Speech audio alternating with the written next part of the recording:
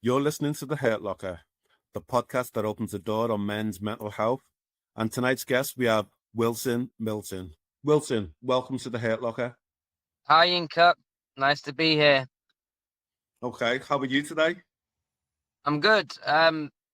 Tired, I guess. Always tired. I haven't had decent sleep for 2 years with the baby in the house, but I'm good. I'm good. Okay. Yeah. Okay. For the benefit of people who may not know you, who is Wilson Milton? Wilson is how far back do you want me to go? He's a little boy. He's a little boy from a council estate. But currently, as a grown up man, if I ever will feel like one, I'm a comedian, comedy club owner, promoter, and I still fit carpets in the daytime. So that's where I'm at. Okay. And I guess the social media, I forget about that because it's kind of recent, the whole social media growth for me. I don't know I wouldn't call myself an influencer. I'm not quite there yet, but I'm doing all right, I suppose. Okay. Whereabouts in the country are you? I am in London, southwest London currently. Okay. Where's that, around Ealing, etc., or? Kind of Morden, the last stop on the Northern Line. Why am I saying southwest? Morden. I know Morden Line, Tooting Beck, Yeah. Tooting Broad. Yeah. That's it. Yeah, That's it. know that. I know that. Yeah. Cool. That's right. Welcome. Okay. Because you're that neck of the woods, do you ever get the opportunity to go to Wimbledon? Do you know what? I actually have only just moved down here. I've always been South London, but I was South East London most of my life. Crystal Palace, that kind of way. Yeah. And I've only just moved here in the last 10 months or something because of the baby and stuff. We'd moved to a new area with more green space and stuff. Okay. But I'll be honest, I don't think I'd even go to Wimbledon. I might, I don't know. Maybe if I got free tickets, but I wouldn't. It's not my cup of tea. I don't know. I'm not saying I hate tennis. I watch a good game of tennis, but I don't think I'd go and just keep moving my head like this. I can't do that. Okay. So let me dive in now then. A couple of days ago, Tim said to me, and I never do this, he said to me, watch Wilson's couple of his social medias and all of that. And I don't know if he was priming me for anything like that, before we met. So I clicked on and I saw you. I saw you doing an interpretation of an Indian guy and all of that. Yeah. And you know what? My initial response was, "Oh, I don't know how I feel about that because I don't know you and all of that." So I was like that on the edge. There was parts of me that felt a little bit wounded. Okay. Yeah. Part of me was like, okay, let's stick with this. And then what followed that was a Nigerian person. Yeah. And I have to admit, it made me chuckle. mainly because I am Nigerian as well, Yeah. And you kind of picked up, you got the ear for it. So I found myself just relaxing, not taking it too personally, and trying to see it in what I think was in the manner it was presented. But tell me about that, because you've done Jamaican, etc., various other interpretations of languages and all that. How was that received? You know what? It's been received really well, actually, and that is what has led to my sort of growth on social media.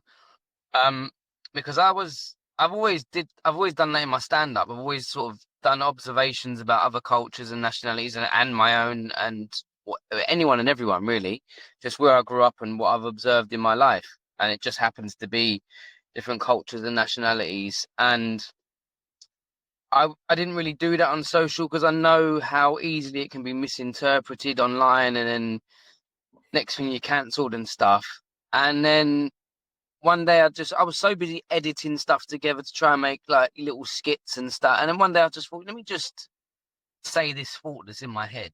And it was, I don't know if you've seen this one. It was about the the sort of working class Southerners and the old school Jamaicans sharing the letter H. So, Okay. like, we don't use the letter H. We say ass, we say I'm happy, I've hurt my hand. And then Jamaicans will use an extra H where it's not needed just because we're not using them. And Go they'll on. say, Give me an example. it's like, me not really need letter H, but me think me I use it anyway. like, like that. Somebody must have dropped this by accident. So Okay. they're working together without realizing. And it was just an observation put in that sort of way. And it really went well. Like, it went over 1 million views. And I thought, Oh, that was just me being me. That was just my own thought process. I didn't really think too much about it. I just said it. And then I thought, I've got other sort of things that I've noticed and observed. Let me just, that was then I've done my first Nigeria one. I put that out. And go that on. was, Do the Nigerian one. it was just about how, like, I was saying, like, Nigerians are the best teachers, really, because, like, the best teachers in life are people that make you ask yourself questions. They don't tell you what's right or wrong. They make you question whether you are doing the right thing. And a Nigerian will do that. They will just ask you lots of questions. Why are you doing that? Do you want me to come over there? And you start thinking, why am I doing this? Do I want them to come over here? And rather than telling you no, no, no, it just makes you ask yourself the questions, which leads to you disciplining yourself and checking your behavior there and then on the spot. And yeah, so obviously there's accents involved, but underneath all of it, the observation about that culture has to be correct. And as long as the observation is correct and the accent is good, obviously, then it can't be offensive really, because it's accurate, and that's what I'm finding in the comments is the people from those cultures, those nationalities, that they very much appreciate the accuracy and the inclusion in the comedy aspect of it, because That's interesting. we're That's kind of led to believe that, like, joking about other cultures and stuff is divisive. And what I'm finding is actually it unites us, the ability to laugh with each other and at each other and accept and enjoy our differences. Um, that that is actually uniting us rather than dividing us. And yeah, that's what I'd say. Have you ever had people comments and say, or they believe that your intention was to divide and they're all for that? And how, if so, how do you deal with that? Well, do you know what? It's funny enough. There's very few comments from anyone that's anti the people I'm speaking about. Like, one guy commented, I can't remember, something on the Indian one about smelling bad, and then I just immediately shut it down and said, "No, this isn't the post you think it is. This is not the place for that."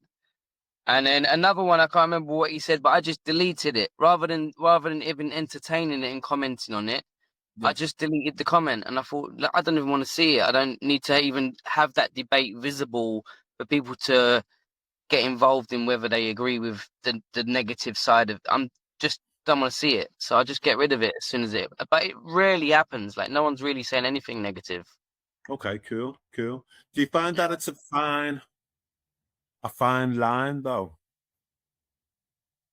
not to upset a particular culture or etc.? Or do you just throw caution to the wind, use your observations, and this is based on honing your skills, No, as it were? So, yeah, I guess as I've been a stand up for like 13 years, I do have the sort of professional stand up skill to be able to work out what isn't. Like, I know where the line is between this is me observing and laughing like lightheartedly, and then mocking, as in, like, I'm above this person. Like, as soon as it feels, oh, you're laughing at, rather than I yeah. really enjoy this, and this makes me happy, kind of atmosphere, then it's gone too far. But that's why I do bits about everybody. So I do bits about the working class people on my estate and everybody's. and if I'm mocking anybody in kind of a laughing at aspect, it's the people that are very much similar to me in my circle. And that's okay because they are literally the people that I know. Sometimes it's my own family that I'm laughing at because the things they say are so silly. But yeah, I wouldn't. I really do try my best not to be mocking anybody. That's Okay. my main Okay. aim. Yeah, Can you do a Scouser? I can do a scalps if you want me to. I like the way you said Tootenberg. That's what I liked. You said yeah, Tootenberg that way. All right. I'll give you a tick on that one. Right. So, 13 years on the circuit, 13 years as a comedian and all that. What were you doing prior to that? Do you know I've been a carpet fitter, fitting carpets and vinyls for 20 years now. So I still do it now in the daytime. But that's all I knew about. I worked at for a little while. I worked at Safeway, the supermarket, Wow. and Those are the days. that's those were the days. Yeah, I used to work on the photo developing part and the dry cleaning department, and I work evenings. And I feel guilty about this still now. So sometimes like an old man would turn up with like 30 shirts to get dry cleaned, and I hadn't been doing anything for 3 hours because it was very, very quiet. I mean, when you get into the mindset of I don't want to do anything, and someone turns up with 30 shirts, you don't want to do that either. So I used to I feel terrible. I used to say, "Oh no, the machine's broken," and then the old man would have to carry these 30 shirts away with him, and it still haunts me to this day. I think, "Oh man, why did you do that?" That sounds like proper Catholic guilt or something, you know? It's more I don't know what's the Buddhist Ah, Hindu, who is it believes in karma, that yes. Yes. yeah, if I was to go down any of those religious routes, it'd be more of a Buddhist slash Hindu kind of religion, I guess. Okay. So tell me about growing up. Growing up, well, I lived between two sort of rough council estates in South London that were renowned for being very naughty. And I was on a different estate, sort of in between the two. Like a So cold.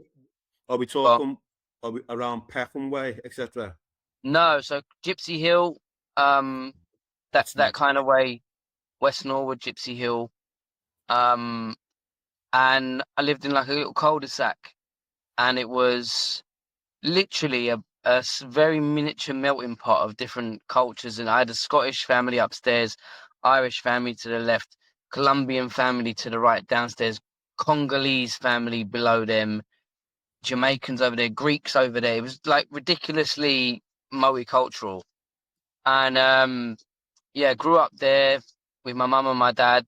Um, Enjoyed childhood, but it wasn't easy when I look back. Like my mum was a sort of a binge drinking alcoholic, so she wasn't drunk all the time, but she had spells of being drunk for like 1 2 weeks, like, but she wasn't. She was a different person when she was drunk. It wasn't my mum. And then my dad was just out all the time. He wasn't doing anything bad, but he wasn't in much. He was out earning money, trying to provide for the family and stuff. But then every Sunday I used to do motocross when I was a kid. So that was every single Sunday we would go motocross racing. My dad would take me and my brother, and we went everywhere doing motocross racing. Went to Holland, done international racing and stuff. So that was like, I guess, a really nice l- escape from everything else that was going on. Um, but yeah, it was a good childhood, but it was a difficult in some ways or Challenge. another. Yeah. Yeah. Tell me about your mum now. Now she's good. Like she's I don't know, she's in her 70s now, and she doesn't drink anymore. But yeah, it was a constant worry growing up of when's the next when's the next episode gonna be. And when she wasn't drunk, she was a really good mum. She was very, I say, yeah, strict, I guess. she, compared to other people's mums, she, she was on top of everything, and she made food from scratch every day. We got good food, good meals. Went to school every day. Everything was done properly. Very fair, very honest. And then she would drink, and then just become this other person that wasn't my mum. It was. And then even then, it's like we'd go away, we'd go motocrossing for a weekend sometimes, go on to Holland or whatever. And then whenever you're coming back from anywhere, my main thought would Yes. be, I How do wonder, you find that? Yeah. wonder if she's going to be drunk when I get back. It's weird. I could smell alcohol, like I'd get to the letterbox to knock on the door, and I open the first thing to knock on the door, just that quick, bink, bink, and I knew I could just smell it. And she wasn't even drinking. She used to drink vodka. I could smell it. I don't know how you can even smell that, but I just knew. I just knew that smell, and I knew, yeah, weird. Can I, because we're on the Hurt Locker and all that, and everybody who comes on has a different experience about life, growing up, etc., their relationship with the parents. And this is me saying this as a statement, but when you look back at it, what emotions does it bring up for you?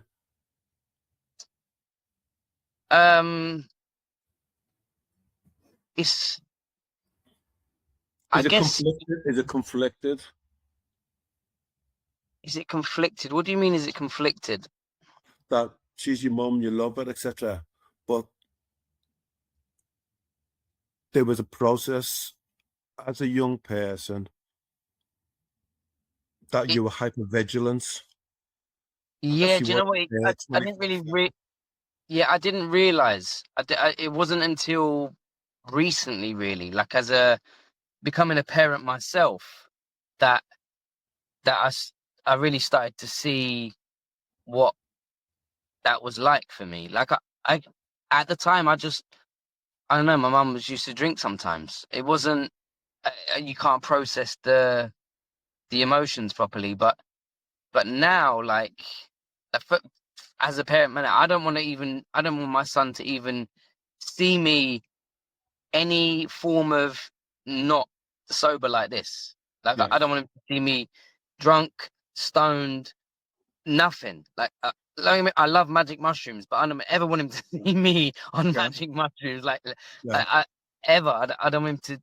Yeah, I want him to look. I don't want him to ever look in my eyes and not see me. Oh Do yeah. you know what I mean? Like, Yeah. so, and yeah, it was weird.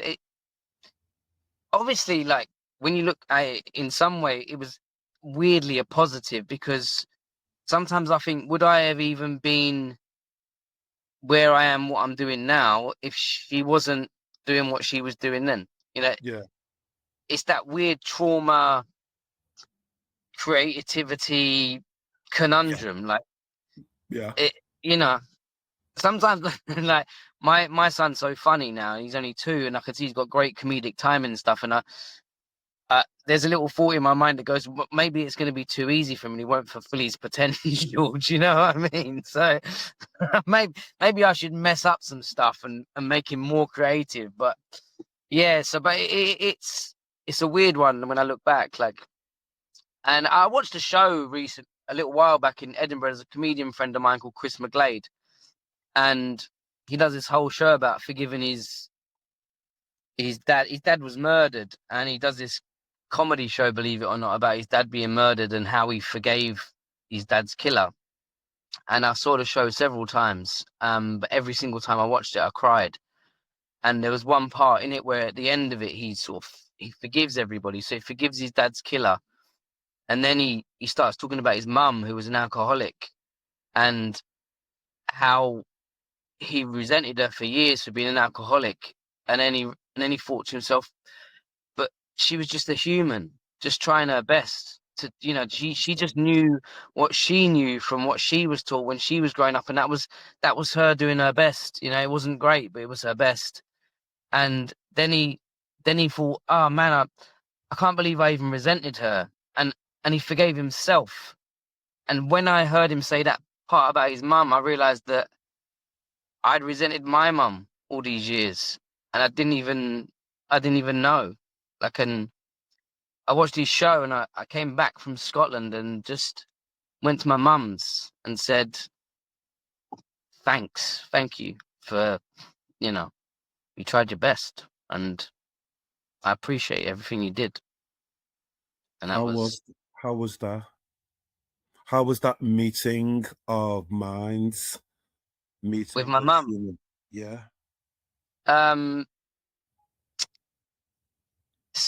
It's a weird one. She felt it and she knew what I was saying, but she did what she's always done, and that's like not really said much. There was never much said on her part in terms. She never really said sorry ever for doing what she did. She never woke up in the morning and said, "I'm really sorry. I was like that." She sometimes we filmed her sometimes to show her like what she was like, and even then she never watched it and said, "Oh, I'm really sorry." She just sort of acted like it had never happened, and oh well, I'm sober now, kind of thing. So, let's just forget about it. And that was always the way it was. It was never acknowledgement of what was happening, and I think that was quite damaging. I think that was one of the hardest parts about it was the lack of communication about what was going on. Even now, like it still really hasn't been communicated from her part. The rest of the family, we discuss it and stuff, but she doesn't really say much. I think there's obviously a deep-seated trauma in her life that she's, that's the reason that was happening in the first place. But yeah, it's but then the cycle just is down to me to break that cycle that's continued through generations and generations. To Absolutely. It's acknowledging it and going, okay, that isn't going to happen anymore. Okay. And What about your relationship with your brother then? And my brother, how did you both cope going through how your mum yeah, was? um, me and my brother, great. Like we have a great relationship. Do you know what? It's weird. I think my partner now, she's broken the cycle. She made me break the cycle of not communicating. So the rest of the family still don't really say a lot. You know what I mean? There's a lot of words not getting said on their part. And Yeah. it's hard when you're the only one that wants to discuss. Have the Um, conversations, absolutely. yeah, so like I love him and he loves me and we get on great, but I feel like there's still a lot of unsaid stuff on his part. I don't know. I was gonna say I could be wrong, but I'm not. I'm not wrong. I was gonna give him the benefit of that, but I know there's stuff we're not saying. Do you know what I mean? I know it. So yeah, but it's maybe one day he's 3 years younger than me. Maybe I was gonna ask. I was gonna ask that.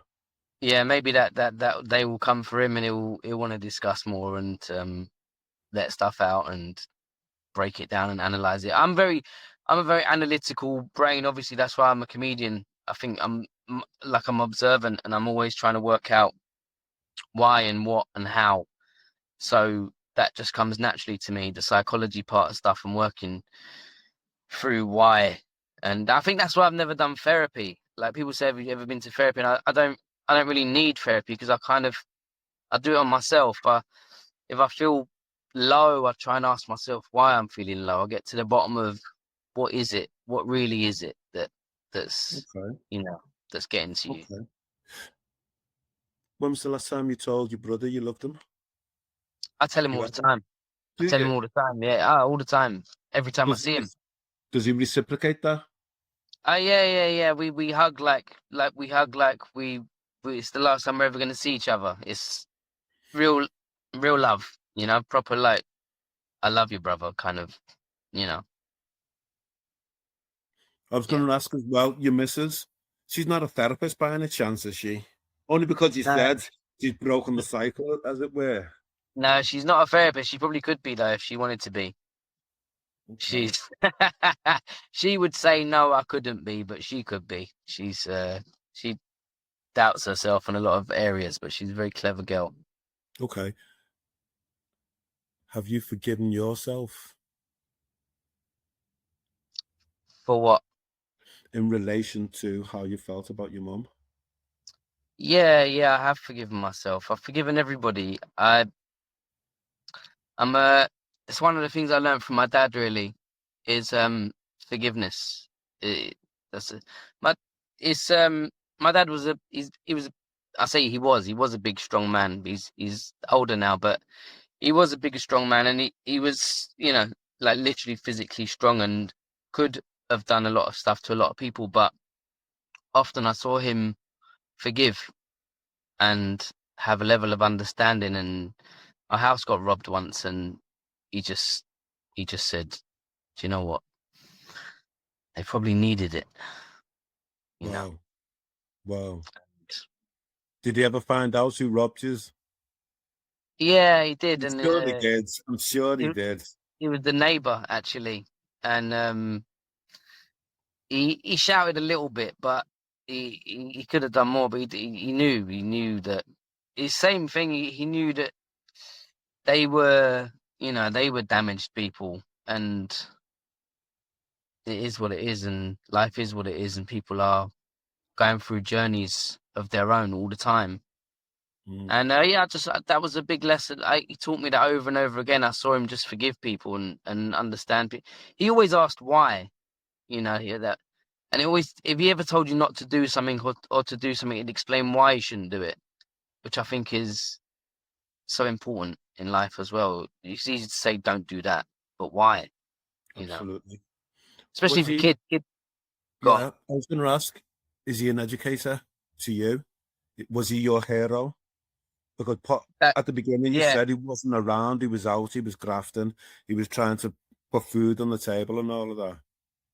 yeah. Do you know it's funny because that's exactly what I used to say. People used to say, "Who was your hero?" Like when they talk about me in comedy, or you know, who were your heroes when you were a kid. And I used to watch all the action heroes: Arnold Schwarzenegger, Sylvester Stallone, Jean-Claude Van Damme, all of those, and they didn't come close to my dad. You know, he was my hero. That was who I wanted to be when I was a kid. And the the funny, but I guess this is in my hurt locker actually because Go on. I got I got emotional. It's okay. Be emotional. One sec. I guess you get to a point and you realize that even your heroes have faults, you know, and I guess that's that cycle again of going, yeah. So like he was my hero, but I could still do better than that, you know. There's still Okay. fault there to learn from, to improve on, and nobody's a hero forever, I guess. True. True. It's true. What's your relationship like with him now? It's great, really good. He comes to every. I run a comedy club in Ramsgate in Kent where he lives, Okay. and he comes to every show, and he, I know he loves me, and I know he's proud of me. Like that's funny. That's another thing about growing up. Like no one ever said I love you. No one ever said I'm proud of you. And that's probably what drove me to be funny, to be a comedian, to get people to laugh, is because laughter is that, oh, we accept you, we like you, medicine that I was lacking. And I knew I knew my dad loved me. Like I always, whatever, if something happened and I went to my dad and told him, he was 100% there in an instant on my side. Like there was no doubt in my heart that he loved me, but he never said the words. Even even now he says it, but you know he's very old school. He's an old school man, and he'll say it, but really, really quickly. Do you know what I mean? Yeah. So like, Look like away as well. yeah, I look yeah. at me as Like, well. Yes. he hugged me. Like if I hug him a little bit tighter, he'll hug me tighter because he wanted that anyway.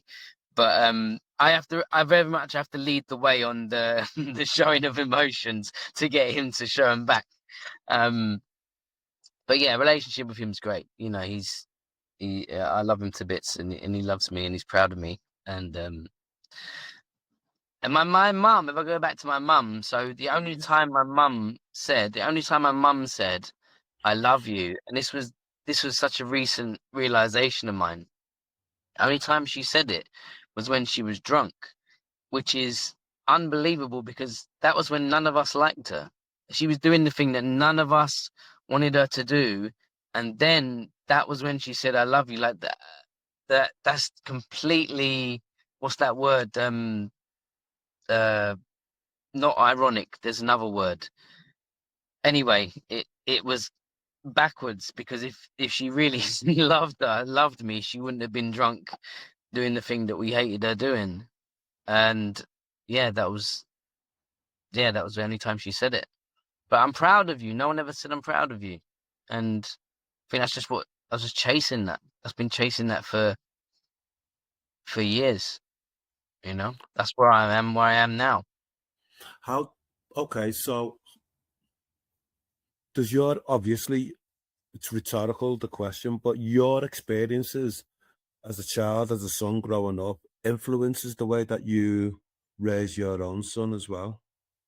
100%. Yeah, definitely. Like he doesn't even understand he doesn't even understand me saying I'm proud of you right now, but I tell him all the time, like I am. And I tell him I love him all the time. He doesn't understand that yet either, but he will do soon enough. And yeah, and I just communicate all the time.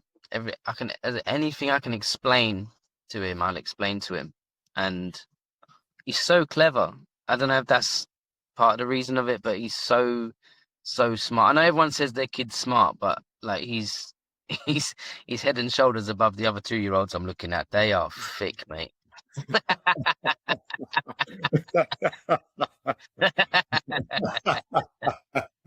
Funny, funny. I get the feeling that he senses that love of you. Yeah, It's unconditional. yeah. You know, he doesn't have to do anything.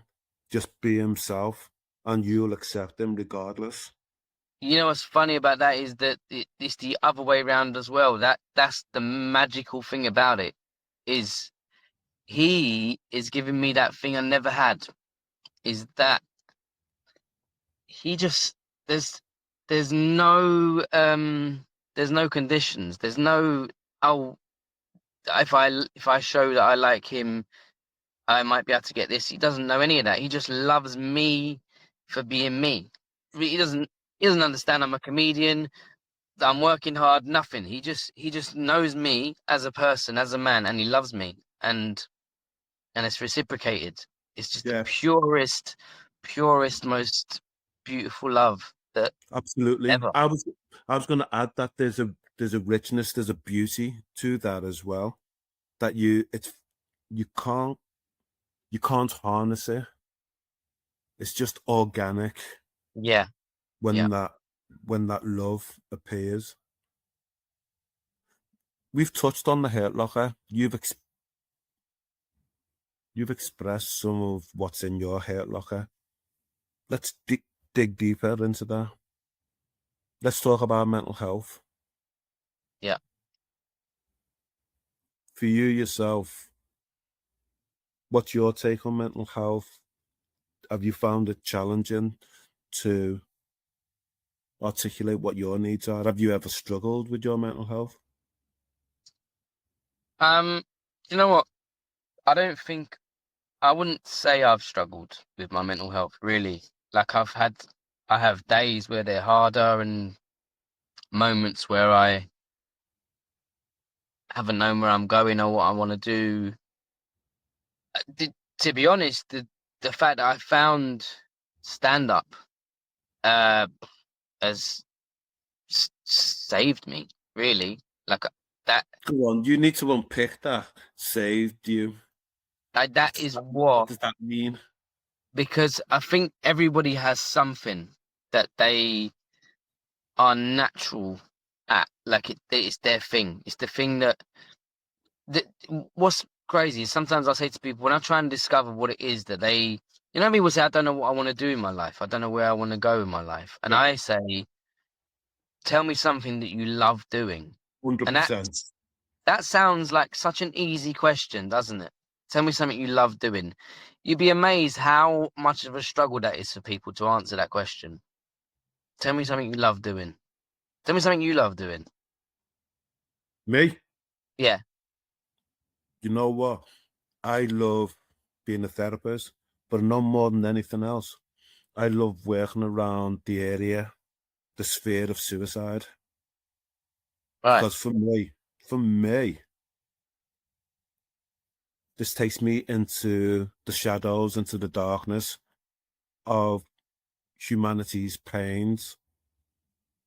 It's about the shame that they feel, that they can't find answers for things. And because they find it difficult to find answers for things, they'd rather, in some instances, die. Mm. Because we live in a society whereby it's not easy to talk about our discomforts. It's not easy sometimes, and it should be. We should be able to normalize talking about our stresses, our fears, our shames. We should be able to do it. I always say Yeah. this. I'm of a vintage now whereby we used to see the cancer adverts and they used to always talk about the big C, but they'd never verbalize it as if it was a contagion, you know? And now you see Macmillan adverts every day, you know, on the TV, having coffee mornings and that. And I've said this time and again, and that's where we need to be about talking about mental health. That's where we need to be in terms of talking about suicide. Yeah. That's where we need to be. Yeah, because I find like I got this thing with when I talk to strangers. When I start talking to strangers, for some reason, I just give them a little bit of something, how I feel, and next thing they're unloading. Saying about me that they feel comfortable saying stuff to, but it's also because I gave them a little piece of how I feel inside, and I think that is the thing that it's lacking. Like it only takes one person to say the feeling, and then the other person feels like, oh, I could say how I feel now actually because he said how he feels, Give them and permission, as it were. Yes. I feel kind of similar to that. But it's that trickle effect, but it just doesn't start quite often. No one has that beginning revelation of how they feel, you know? When was the last time, or tell me a time you were vulnerable? You felt absolutely vulnerable.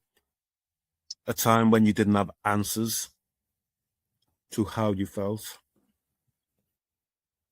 Um, I'll just tell you the first thing I thought of then. Um, this was, I don't know if it was the last time, but it was a time. So it's my mum again. So my mum used to obviously get drunk, blackout drunk and stuff, and then she went for a stage of like she'd fall over and smack her head on the fireplace and her head's bleeding and whatever. And you call an ambulance to take her, and she just refused to get an ambulance. And they used to, it happened numerous times. They'd say, "Oh, she's refusing to get an ambulance. We're not allowed to take her." And it got to a point that I just thought, I think she's gonna, I think she's gonna die one of these days. Like I don't know when or how, but it just feels like she's not gonna last much longer at this rate. And the weirdest thing was, I was I was scared, but I was also relieved that that would happen. You know, yeah, that's like And an that, anticipated grieving. like it was that, yeah, yeah, you know that that took some forgiving of myself to feel like that. That was Tell me why. Tell me why it took forgiving. Because did you need to forgive I had yourself? to forgive myself because that makes you feel so guilty that you'd feel relieved that your mum had died. Like, how can you possibly be relieved? Because that's a normal human emotion. It Of may course, not, yeah, it may not because, be perceived as a societal norm, but that's a normal human emotion. yeah. But yeah, to understand that is that, and to go through that process of even accepting that that's how I felt at any point, to go to actually accept that that is how I felt was difficult. And that I guess was some kind of feeling lost. Like, is that normal to feel that emotion, to feel relief at the thought of her passing away? And that was just a tough stage, you know. That was a stage where she was one of her worst points, and thankfully she got through it, and we all got through it, and it didn't happen. But yeah, I'd say that was, I felt vulnerable then, I guess. Wilson, thank you for sharing that. Because you're not going to be, you're probably the first person actually on the Hurt Locker that's actually voiced those emotions and being authentic and genuine about how you felt when you were dealing with the struggles of your mum. And I think by doing that, by saying that, it helps other people when they think and feel a similar way. So Yeah, props to you. Props to you for that one. thanks. You feeling vulnerable now?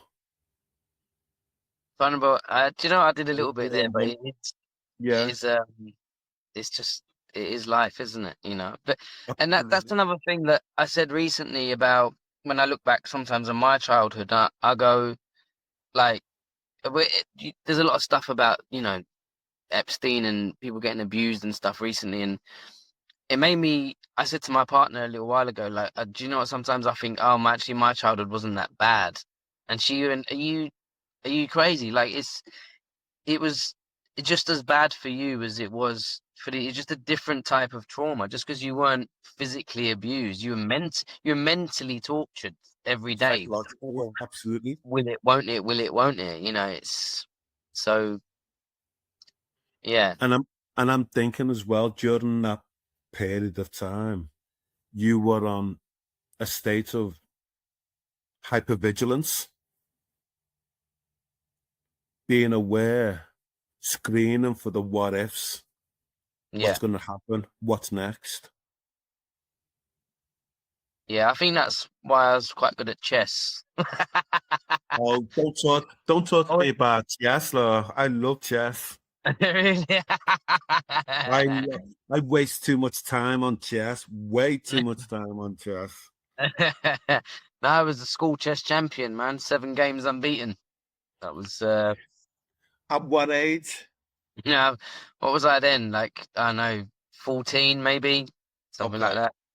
I Yeah. think there was I was chess champion in my primary school, but to be honest, and I'll confess on this, I knew I got cheated on the first time around, so we had a rematch. I cried my eyes out because I knew he cheated on me. So the second time, I kicked his ass and all of that. But yeah, You know, I love. of all the things to feel vulnerable about, I'd feel really vulnerable to admitting I cried over a game of chess. Hey, hey, this is my journey. I hate to get beat. I hate to get beat. But yeah, I'll recheck that one. I'll rethink that one now. I'm sorry. Yeah, you're not a footy supporter, are you, by any chance? Yeah, I'm a Chelsea fan. Yeah. Of course you are. Why Chelsea? Why Chelsea? I don't know really. I should support Crystal Palace. That's where I grew up. So Yeah.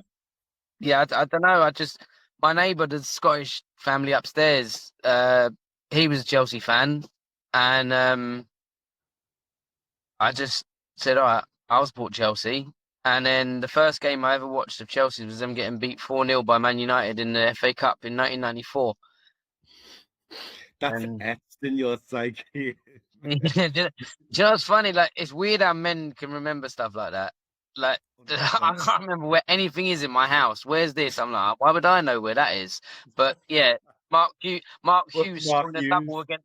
But Mark Hughes scoring a double against Liverpool, 4-2 victory in the FA Cup. I remember that. don't go there on that one. Don't go there on that one. Anyway, we're still the most successful Back British to goal. He had his team. back to goal. He had his back to goal. Spun Blah, round. blah, blah, blah, blah. Blah, blah, blah. Tim, we're cutting out here. We're cutting out here.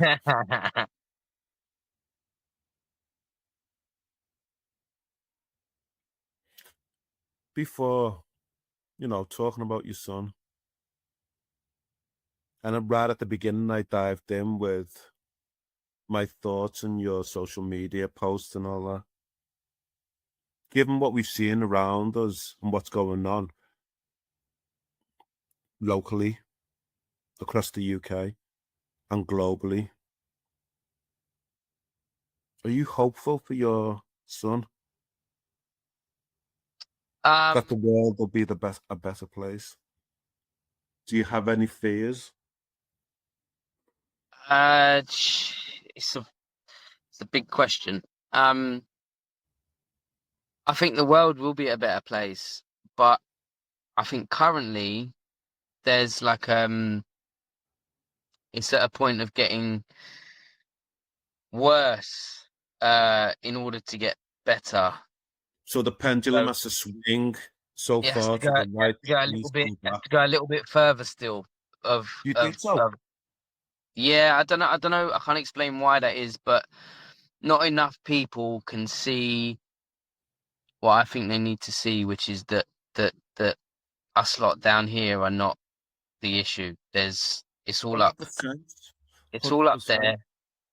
And once people realize that every single time a revelation happens about the government or the powers above the government, wherever they may be, another group of people wake up, as I like to say it, and realize, hold on a minute, if they're lying about that, what else are they lying about? And we're just a few more revelations away from enough people going, I don't trust them in any area now.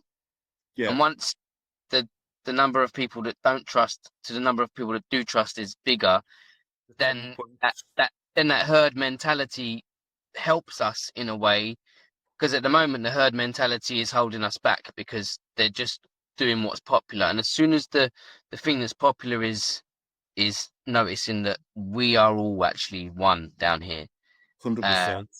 that's when the pendulum swings the other way. But You there still has to think be more. there's a few more levels before we get to that I think point? so. I don't know what they are, but yeah, I think there's still a little bit more to go.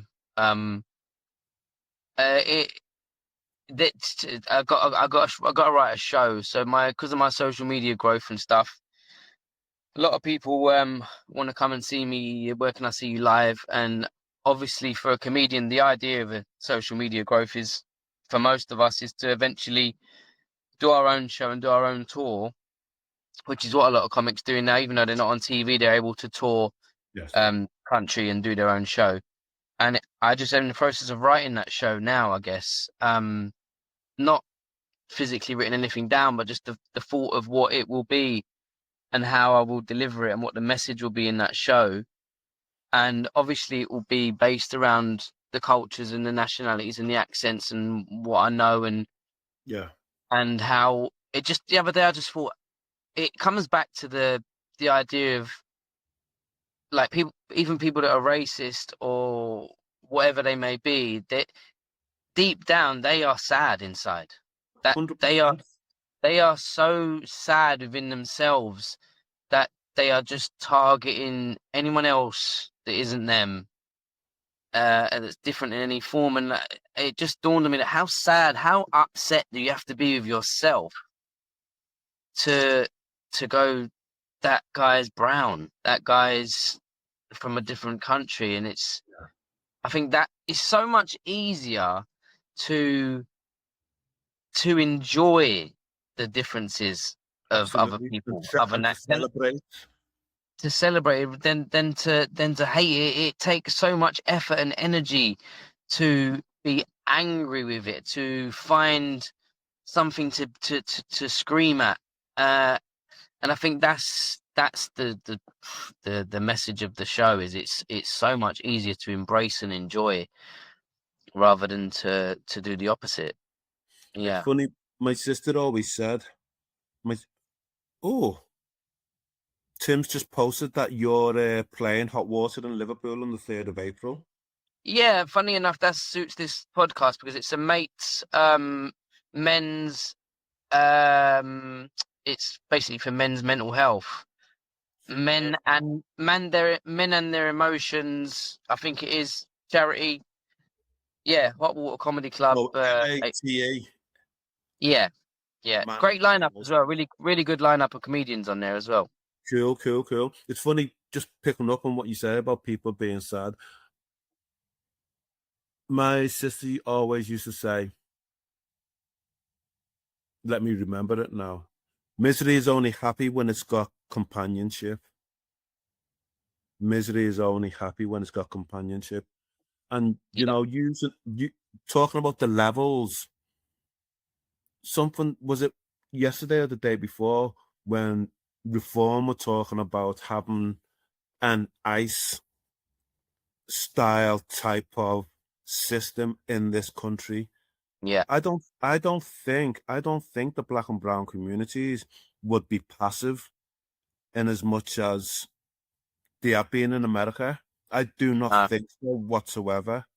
You know, I no, I cannot see African communities, I cannot see West Indian communities just getting stopped in the street and just accepting what's going on.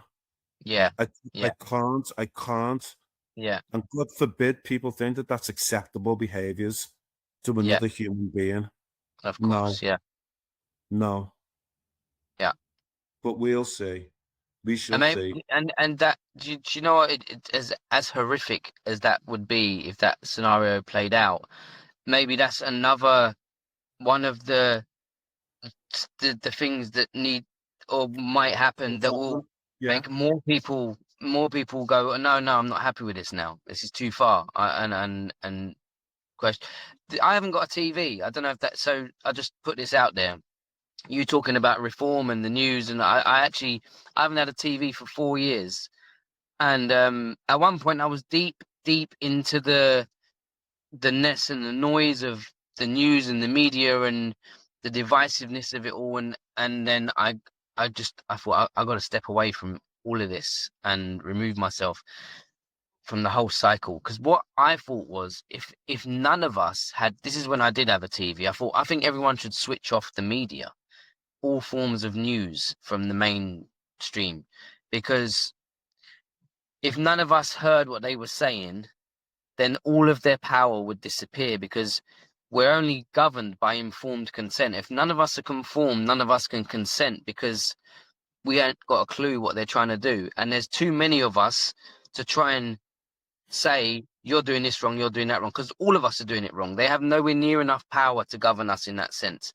And then I thought, well, if you want everyone to switch off their media, why don't you set an example and you switch off yours? So I haven't got a TV anymore, and if the news comes on the radio, I just turn it down. I don't care what they're saying about anything.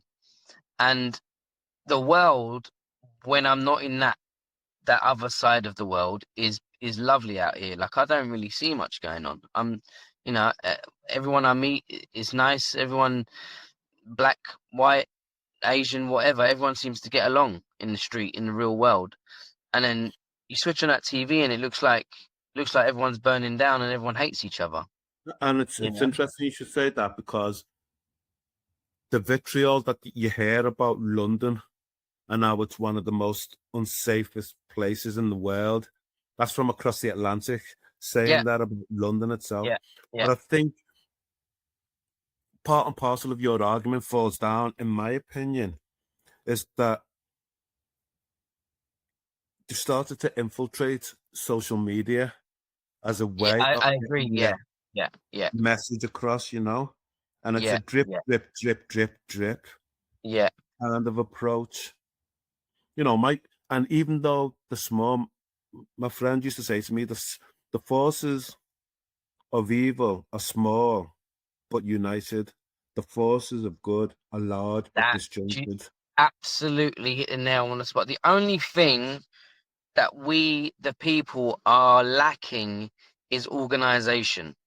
Yeah, Like if we could just organize, the game would be up 100%. so quickly, so 100. quickly. But we can't organize. And you know, you said a minute ago about misery's best companion is, what was you saying again?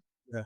Misery is only happy when it's got companionship. When it's got companionship. So the companionship for that misery for those people is on their TV every single day, and they keep seeing it. They keep seeing their companion saying hateful things all of And the it time. cranks it up, it cranks it up, And it and cranks it up. yeah, yeah. So they feel like that opinion is validated constantly. You know. And yet I get a sense because I I think I share with you an optimism that things can be different. Yeah, That's why I enjoy what I do in terms of therapy, working in the sphere of suicide, you know, supporting people who've been bereaved by suicide, etc. yeah, Because I think that we can make a difference. We can contribute to a change yeah. in the discourse Do you, that's happening now. yeah. Do you know what? I don't know how you choose your guests for this show, but you should look up that guy I spoke about, Chris McGlade. He's a northern comedian from Middlesbrough, Oh, and we'll work with the smog monster any day of the week. You yeah. know, But yeah, he's literally, his whole show is called Forgiveness, and it's about his dad's murder, and he's how he forgive him, and he's big on mental health and discussing everything. Yeah, Chris McGlade he'd be great for your this show. thank you, Wilson. I appreciate that.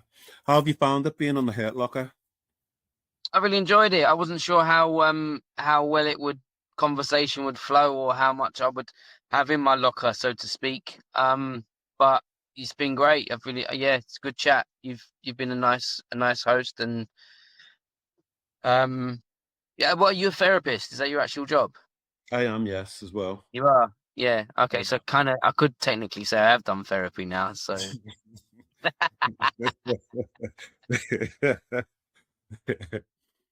Okay. Question. You can yeah. only pick one person. Yeah. Okay? Who's the most important person in your life? Well, it's my son. It's not even It's not up for debate, is it? it's not even close. It's Okay. but I've never felt anything. Do you know what? I used to think there'd be never be like a love, uh, like I love my dad, but the love I have for my son now, it makes the love I had for my dad seem so small. I still love him, but it's nothing compared to the love I have for him. It's just unbelievable. Okay. And people What say, if "What's I the meaning of life?" You know that meaning of life. What's the meaning of life question? 42? And Yeah, we'll go and there on that and one.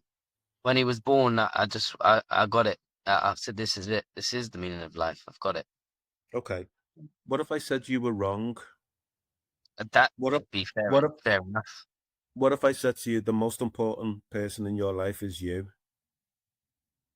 Ah, I see. I see what you did there. Okay. Okay. Okay. What if I said the most important person in your life is you because you're the expert of you? You know what makes yourself happy. You know what makes yourself sad. And only by attending to your needs first and foremost can you be fully there for the people who are important in your life. And imagine this. Imagine if you took care of business for you. Imagine how much more richer and textured and layered that love and care would be for your son, your our fella, your missus, and all those important people in your life.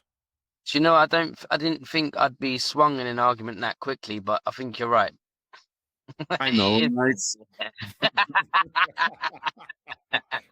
I've never, I've never lost an argument that quick in my whole life. Mic drop. Okay. Last question. Yeah. Are you working tonight? No, not tonight. No. Okay, so you're at home. Is your son in bed now? Is he in bed? Yeah. I should hope so. He hasn't had a nap today, so yeah, he should be Okay. asleep by the time. Yeah. Okay. So I'm not going to tell anybody where you are at this moment, but you make your way home, right? Yeah. After the Hurt Locker, you sit down with the missus, listening to a bit of music, and there's a knock at the door.